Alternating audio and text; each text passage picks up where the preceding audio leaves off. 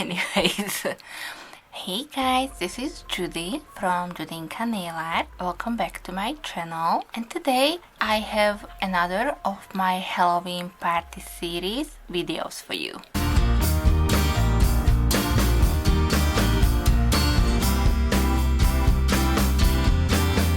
In the month of October, I am bringing you my Halloween party series, or where I am reviewing for you anything and everything Halloween related. And today I have the 2019 Coyle the Carol Halloween nail polish collection. I will be showing you live swatches of these nail polishes on my nails, and I do hope that you will enjoy them. You seem to be enjoying live swatch videos, so if you do, don't forget to thumbs up this video for me as well. And of course, if you don't want to miss out on any of my videos in the month of October, then definitely also hit the subscribe button. So in today's video, as I mentioned, I will swatch these polishes for you, and at the end I will come back again and share with you my thoughts on the entire collection and my favorites. And I did check Carolina's website. She still has these nail polishes available.